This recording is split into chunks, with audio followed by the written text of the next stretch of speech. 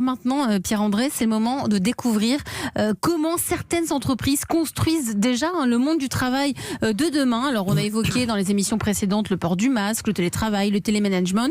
Et aujourd'hui, on va parler du matériel qu'on a dans les entreprises. Oui, et pour cela, on est en ligne avec Étienne Hirschauer. Bonjour. Bonjour. Merci vous aussi d'avoir accepté l'invitation d'Europe 1 et de la France Bouge. Vous êtes le président d'Ecoder et vous proposez du matériel informatique reconditionné de façon durable et solidaire par des personnes en réinsertion. Alors vous le faites également pour le grand public, mais là ce qui nous intéresse, c'est ce que vous faites pour les entreprises. De façon très concrète, qu'est-ce que vous proposez à ces entreprises comme matériel? Des ordinateurs par exemple?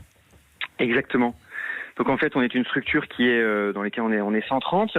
On est sur l'ensemble du territoire français et on propose du matériel qu'on distribue soit auprès des particuliers à travers les réseaux sociaux, les places de marché, notre site internet, et puis comme vous le disiez, auprès d'entreprises. Donc auprès d'entreprises, on a deux démarches.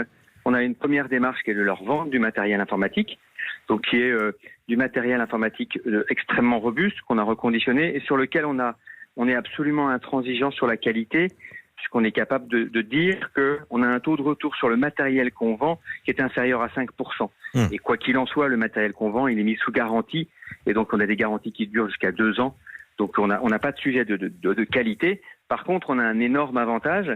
On a plein d'avantages, mais on a un énorme avantage. L'énorme avantage, c'est le prix, prix. Voilà, c'est ce que j'allais vous demander. Combien on économise quand on est une entreprise? Donc, moitié moins cher, par exemple, sur un ordinateur robuste.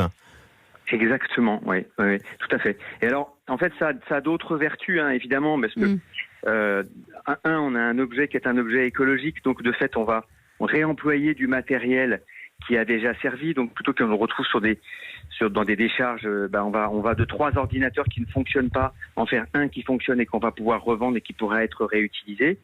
D'accord, donc ça c'est cette première vertu qui est très fortement écologique. Puis on a une deuxième vertu, c'est qu'on fait travailler des personnes qui sont soit en insertion, soit en situation de handicap. Donc de fait, on boucle un peu la boucle en essayant d'avoir une démarche vis-à-vis de nos clients et vis-à-vis des personnes qu'on emploie qui soit doublement vertueuse. Une démarche doublement vertueuse. Et j'imagine que les entreprises à qui vous vendez tout ce matériel reconditionné, eh bien, elles sont fières aussi d'annoncer à leurs salariés que ces ordinateurs, c'est pas le fait d'un contrat, d'un appel d'offres et hop, ils ont choisi tout un stock d'ordinateurs. Là, ça donne un sens à l'entreprise et c'est ce que recherche le salarié aujourd'hui. Exactement. Alors ça, c'est très clair. On le connaît, nous, auprès de nos équipes, mais on le connaît aussi très fortement auprès des personnes de nos clients. C'est clair que on attire de plus en plus. Et je vous entendais parler tout à l'heure de notre relation par rapport au Covid et de la manière dont le Covid avait fait évoluer les choses par rapport à notre activité. C'est vrai que depuis le mois de mars, nous, on a une activité qui a explosé. C'est-à-dire qu'on a fait quasiment un mois de mars où on avait des demandes qui étaient 10 fois supérieures à celles du mois de février.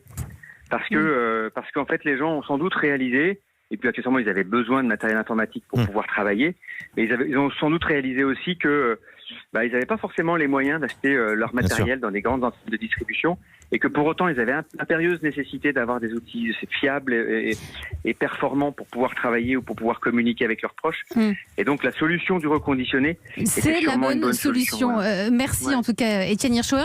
Dernière petite question, Pierre-André Tchalandar. Vous, chez vous, chez Saint-Gobain, le Covid a changé aussi les choses en termes d'organisation au sein même de l'entreprise, avec le matériel, mais aussi dans les rapports humains.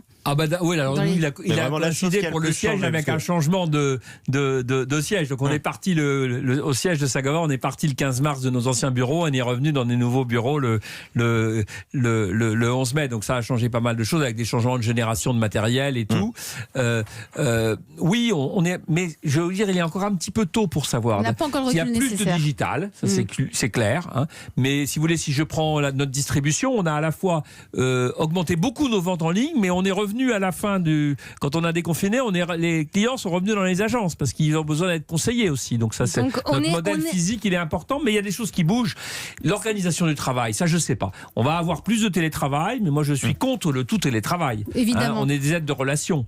En tout cas, vous venez de le dire, les choses sont en train de bouger, les choses sont en train de changer. Merci à vous, en tout cas, c'est la fin de votre émission. Merci à vous, Pierre-André Tchalandar, PDG de Saint-Gobain, d'être Et on est très en retard. Donc